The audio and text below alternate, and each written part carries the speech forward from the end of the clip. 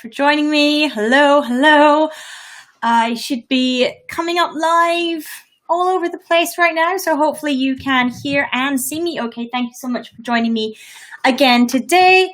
If you're watching on the replay, give me a hashtag replay in the comments so that I can hop past and say hello to you as well. And I'm just going to load up all our the comments and everything everywhere so that I can see who is joining and I can see who is coming on.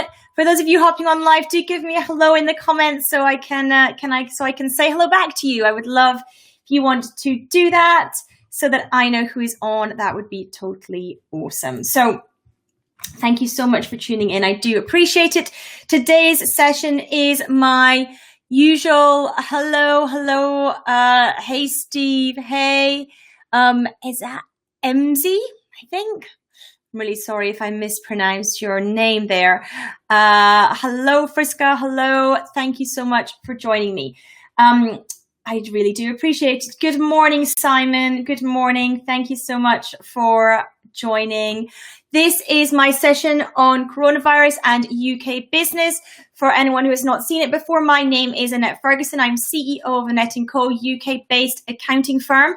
I'm a chartered accountant, certified profit first professional, and we help business owners take home lots more money from their business for them and their families to enjoy. Of course, at the present time, that can be incredibly challenging for many, many people. I completely understand, and that is one big reason why I am having these daily updates on coronavirus and UK business, what it means for you and your business. So the first thing to share this morning is around furlough. It seems like every single time I have been on these sessions for the last few weeks, that has been the very first topic I've covered. But we are very excited to hear that the payments for furlough have started coming through, which is really, really awesome. Can you hear me on Instagram? I think I might have a little bit of issue with my Instagram. So let me know if you can hear me on Instagram, because there might be some issue with that feed. The payments for furlough have started coming through, which is totally awesome. People are now managing to get some of the money that was, of course, promised a month ago from the Chancellor. It's starting to flow into people's bank accounts, which is very, very exciting. So I'm very, very pleased about that. You can hear me. Thank you for letting me know that, Jason. I thought there might be some issues there, but it looks like it's all good. Thank you. I appreciate that. So yeah, furlough payments have started coming in, which is great. That is something that we are very, very pleased about. And Karen is saying they got their money through today as well. Oh, you are welcome, Karen. I am glad that we could support you and be helpful at this time. So I am very pleased to see that money flowing in, excuse me, on the timescale that HMRC actually said. So they said that they had expected 6 working days, and it looks like it was pretty much bang on 6 working days that people are receiving their funds. We had a slight hope that it might come in a little bit sooner than that for people, but it has come 10 working days. So that is really, really awesome. Now, I have loads of things to go through today, actually. I have about 12 points. So I have all my notes in front of me so that I don't forget anything or miss anything out. We have seen some information from the Central Bank and the Bank of England. They are warning UK lenders against booking huge charges on sourcing loans amid fears that it will curb their ability to support struggling companies. So basically what this is saying is the banks are increasing the reserves that they have for potential defaults. What that means is it's going to limit the bank being able to support other businesses and offer fresh lending. Hi, Nicola. Thank you so much for joining me. I really, really appreciate it. I appreciate your kind words too. Thank you so much. This is going to be a problem because if the banks are increasing their reserves as a result of potential default, it means less money is going to be available for new loan funding, new lending, which is one of the big ways that businesses are being told that they can see themselves through this point in time to have cash reserves in place, to have cash to see themselves through this point in time. So there's a bit of a mismatch there, and that is going to potentially cause a problem. Now, a number of banks' financial results are actually due out in the next 2 weeks. So, they'll be keeping an eye on their loan loss provisions and what is being set up in those results as well. But if they are in line with the US, as we expect they might be, then there's going to be a sharp hit to bank profits off the back of this. And in a number of cases, we will actually be expecting banks to post losses. Barclays is one of those banks that we may expect to post losses in the next couple of weeks. As I said, it couples with an inability to lend when this happens, which is why it is potentially a problem for UK businesses. One of the big issues it has been for the banks is people applying for mortgage and loan holidays, because now those people are being treated by the bank as having a significantly higher risk of future default. So although we've been told these things may not affect people's credit rating and companies' credit ratings, actually the banks are saying, well, but we're still going to have to take this into account. We're still going to have to understand that because of this increased, people asking for mortgage holidays and loan holidays, there is technically an increased risk of default. And that's going to be a big problem. Sam is saying, and will they raise the benefits? Do you mean in terms of financial support for individuals? Sam, give me a bit of clarity on that question so that I can understand where that's coming from so I can answer you. It's going to be a big, big issue.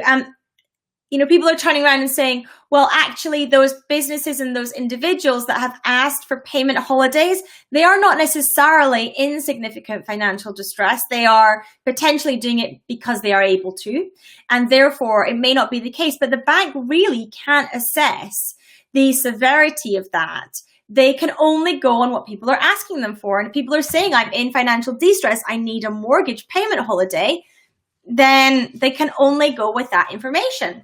So that's causing a real issue for the banks and their liquidity ratios, and meaning that it is less likely that they're going to be able to lend even under the coronavirus business interruption loan scheme. So it's having knock-on effects for the other areas that were supposed to be support for businesses.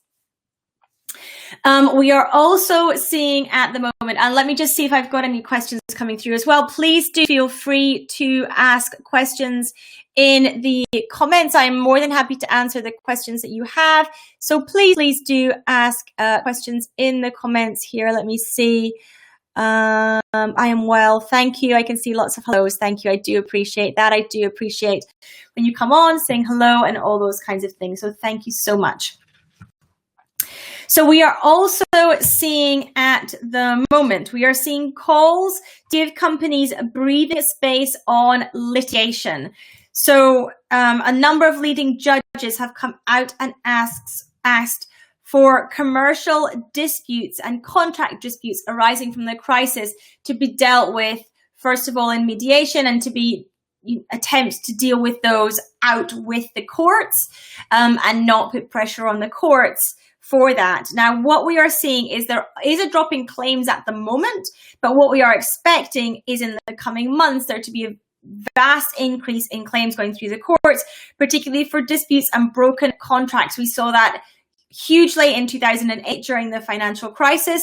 There will be a number of situations like that now where contracts have been broken and disputes are happening as a result of contracts being unable to be fulfilled at this present time. So really important. The judges are saying, please do everything you can to, mediate that, to not let it reach the court system. Hey, Charles, thank you for joining me. Today, we are speaking about coronavirus, UK business, and how they all link together. This is my daily live that I have been doing for a little while now, updating on all those situations. Hello, Steve. Hello, Nicole. Hello. Is that Shiraz? Thank you so much for joining me. I do appreciate it. So the judges want to try and for people to, resolve things a bit more amicably then going straight into the court system with those things, because there will be a vast number of contracts which now have issues as a result. Bags on Periscope. I am a chartered accountant, and that is why I'm updating on all things coronavirus and UK business at this point in time. What are we saying? You're owed, Stableforce saying I'm owed money from a business, and they are saying that they will liquidate the business and are offering 50%. This is very, very tricky, Stableforce, when you have a business that's saying, well, we are actually going to go into liquidation. Now, I assume the offering of 50% is to try and stave off a liquidation. It's saying if you don't accept 50%, if all our creditors don't accept 50%, we will go into liquidation. I expect that's what they're saying, because if they go into liquidation, of course, what will happen is the liquidator will take over and they will be in charge of how much each of the creditors is able to receive, how many pence in the pound each of the creditors is able to receive in that instance. So I expect Stableforce, what they're doing is saying, if you accept 50%, we're going to try and we will be able to keep the business alive.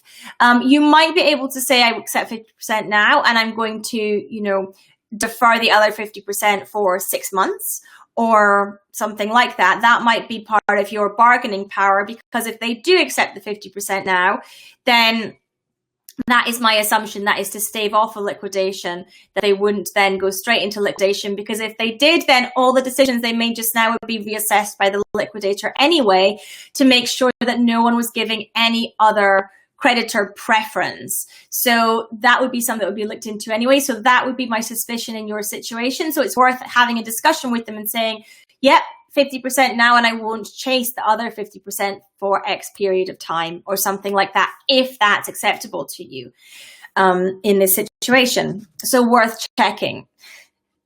Excuse me. What else we have here is that Etsy are saying that their shares are at all-time high. This is incredibly interesting. This is with over 50,000 sellers making coronavirus protection, primarily face masks.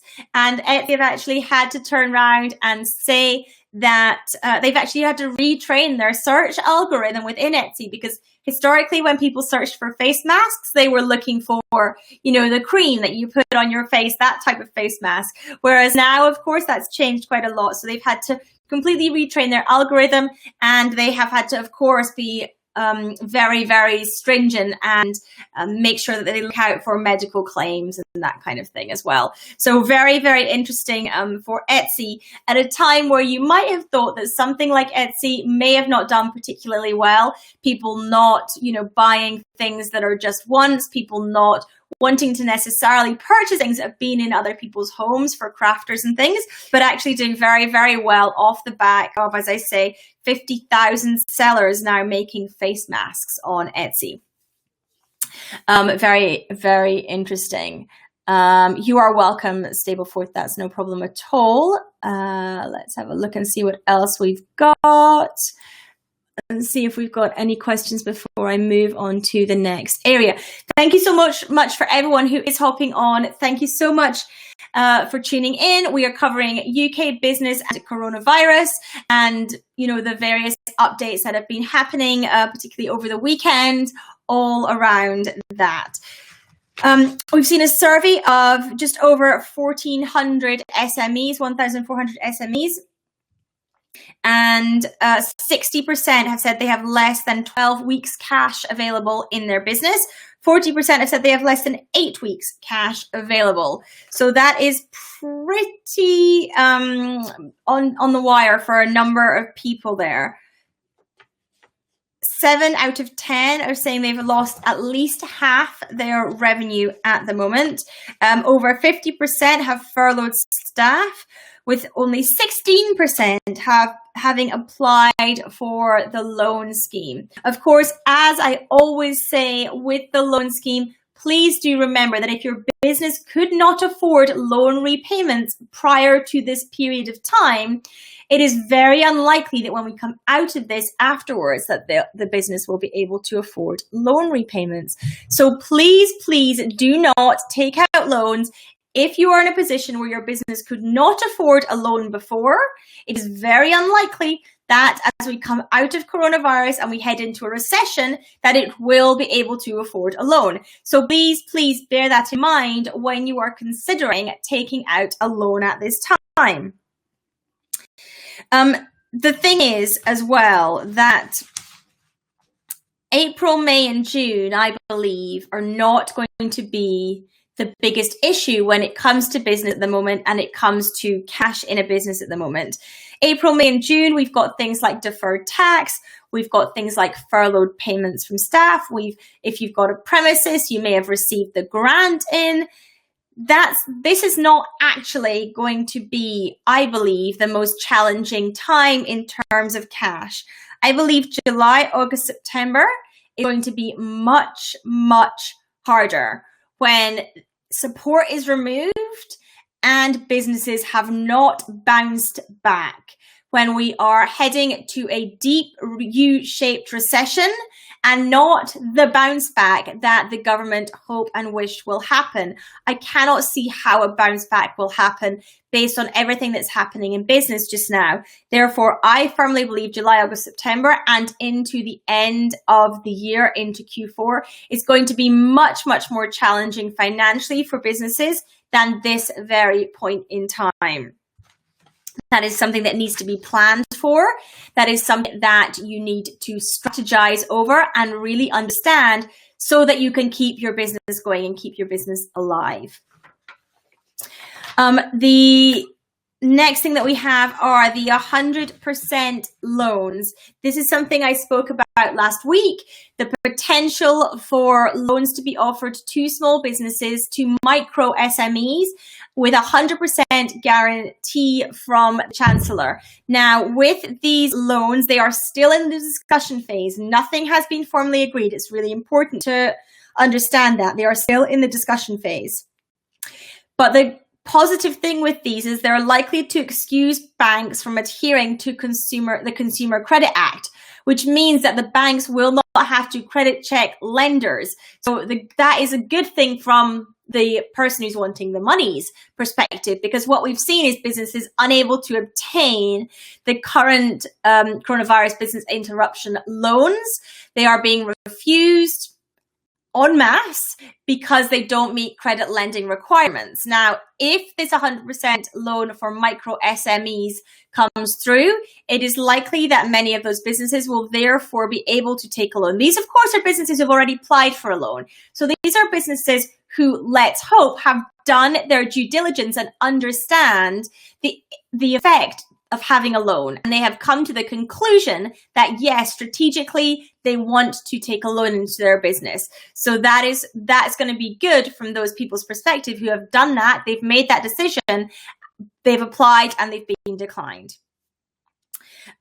We're also hearing on the loan side of things that as many as 100 lenders are waiting to currently be accredited for the coronavirus business interruption loan scheme. The CEO of Tide has come out and said it's incredibly slow. And the Federation of Small Business, the FSB, has reiterated the call to have an increase in lenders, as well as having a 100% guarantee for loans under 30,000. The amount that is currently said to be in discussion with the Treasury is up to 25,000. The FSB are also warning that the cost to rebuild the economy if masses of small businesses collapse as a result of slow lending will far outweigh the incremental credit costs. The question is, though, are all these businesses going to be able to make the repayments, or is it just stretching out the inevitable and basically then putting an additional credit burden and risk on the country, on the government, on future taxes as well? It's a very, very difficult balancing act with that. Excuse me, Lloyds has also come under criticism, as have a number of the other banks, but Lloyds has been very much singled out for having an almost pre-application process for the coronavirus business interruption loan scheme, apparently requiring 9 pages of information before they even put you forward to be considered to apply for the loan scheme. This is really not what was intended when this loan scheme was announced. And this feels incredibly onerous. And it feels like a lot of hoops are being made to jump through, even to get to the application stage. They're being highly, highly criticized for that type of thing at the moment. There has been some studies done by Ernst & Young, the accounting firm, saying that the UK could take 3 years to recoup lost growth. That's till 2023, and that's on the assumption that lockdown is lifted next month. They are saying that businesses need to prepare for a period of prolonged change.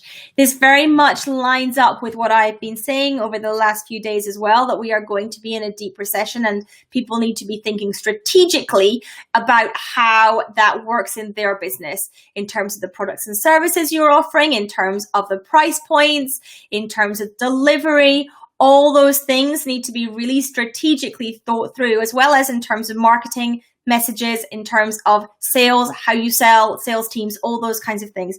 They really need to be strategically thought through so that you understand how to get your business through this, as they say, prolonged period of change, U-shaped recession. We're hearing all these words very, very frequently. And although I know that the Chancellor's rhetoric on this was, we will bounce back financially, it really looks so incredibly unlikely looking at all the data available. So making sure that your business is in a place strategically to benefit is going to be incredibly, incredibly important. Hi, hello. Thank you so much for joining me. Who have we got? Shamira, thank you so much for tuning in. I really do appreciate it. So we also have economist Gerald Lyons saying something quite similar. If the UK does not begin to exit its lockdown soon, its economy could be the worst hit in the West. Now, I am not commenting and saying that we should be leaving lockdown soon from a medical perspective. I do not, I'm not a doctor. That is not my decision to make. And of course, I believe that we need to do whatever is good for the country and whatever is going to be best, and not contribute to further loss of life, because every person is a person and they are a loved one and they are human and they are somebody's mother or father or aunt or uncle or grandparent or a sister or brother, etc., etc. And, I am not saying that we should be lifting lockdown just purely for the sake of the economy. That's not actually what I believe. I believe that we need to strategize in order to get us through this rather than lifting things early and risking an increase in the loss of life as a result. Thank you, Sabhan. I really do appreciate your kind words. I do very much appreciate it. If you are enjoying this broadcast, if you're finding it useful, if you're finding it valuable, please do share it out on whatever platform you are watching. I would highly, highly appreciate the shares, the likes, the loves, the shout outs. All those things mean a lot to me. So please do share it out. Thank you, Jay. I really appreciate that. It's something that's incredibly important. So thank you for that. I do appreciate all you watching as well. So thank you for tuning in. So the next thing that I have on my list is changes to maternity pay. There were some last minute changes to the changes in maternity pay and what that's looking like. So those who are on maternity pay will receive the full usual maternity pay even if they are furloughed. That was announced over the last couple of days. I do not have the exact start date. That is something that I need to find out for you. So I will find out for tomorrow on that, the exact start date, but it is basically starting from now, if not a few days before now. And it's applicable to maternity, paternity, shared paternity, parental bereavement, and adoption pay. That it will be based on usual earnings and not reduced furlough earnings for anyone who's been furloughed and is in those categories. So that is where that will come in. Thank you, Deirdre. Yeah, absolutely. It is incredibly important that we are protecting the vulnerable. I completely agree. What else have we got here? If we've got any questions coming through, I am, of course, more than happy to answer any questions that you have. So please do let me know those in the comments. I can see questions on any platform that you are watching this on. They do come through to me. I've got it all set up so I can see them. So please do let me know if you have any questions. I can answer those as well. We also have retailers calling for a review of rateable values. So the rateable value is the value of the property that is used to determine business rates. So retailers have said that these need to be linked with the current economic conditions and those post-COVID-19, arguing that bills will now be massively out of date. For any businesses that have been assessed for their rateable value below this time, their rateable value will decrease significantly, and therefore rates associated with those will decrease significantly as well. So that has been a big call for retailers to have a reassessment of rateable values as a result of COVID-19. The last thing I have on my list that I wanted to cover today is that if you are a business who has perhaps a year-end round about now, you might want to consider extending your year-end with Companies House to cover the COVID period. Now, the reason you might want to think about doing that is because if you are loss-making at this time, you're going to pull the losses forward to be reported earlier, and they're going to be able to be offset against profits you may have made in the last 6, 8, 9, 12 months. So you're going to pull your profits forward, but not only that, by extending your accounting year, any corporation tax you are due to pay, the deadline on payment of that will be extended further out. So you'll get a double win there. You'll get the losses being brought forward into a period to reduce the tax, and you'll also get a lengthening of when you have to make the tax payment. That can be a real double win for businesses at this point in time. There's a couple of things to note on this. You can only extend your accounting period once every 5 years. So if you've extended it recently or in the last 5 years, this won't be able to happen for you. And also you can't extend the period to more than an 18-month period.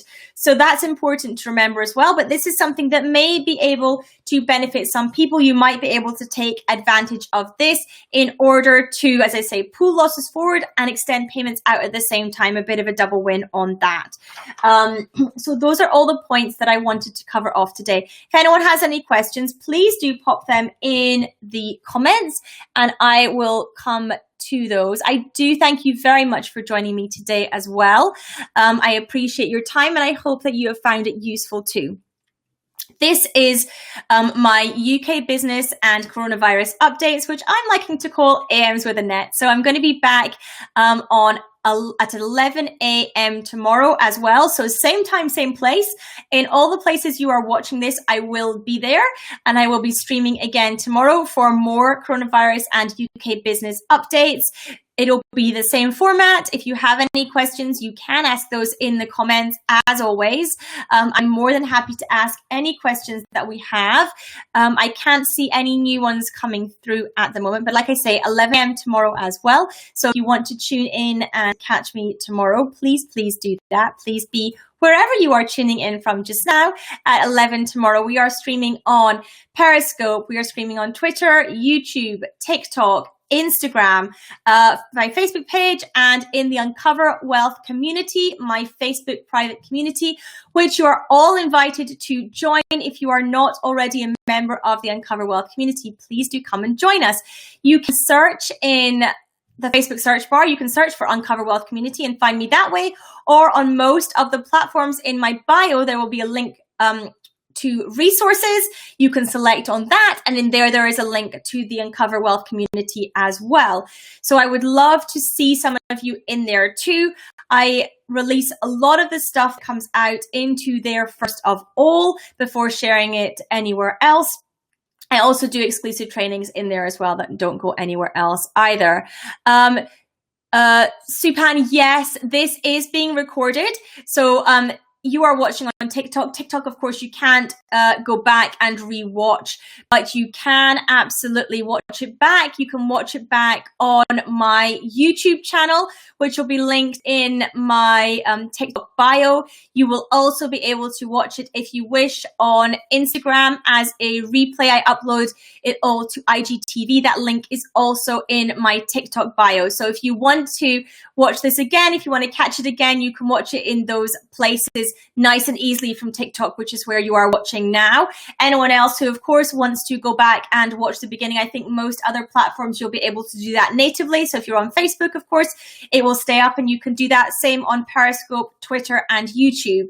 And as I say, on Instagram, it gets uploaded to IGTV, so you'll be able to see it there if you want to go back. You can also incidentally watch any of the previous days' episodes as well on those platforms. So everything is uploaded to YouTube and IGTV for you to watch historically, as well as being able to check it out on my Facebook page and Facebook group as well. So thank you for tuning in. As always, I know your time is incredibly precious, and I am very, very grateful that you have chosen to spend some of it with me. I hope this has been helpful for you. I wish you a wonderful, wonderful week. I will be back again, same time as I said, tomorrow, 11 a.m. UK. Similar format as to today, and I hope you all have a great day. I will speak to everyone really soon. Thanks again for tuning in. See you.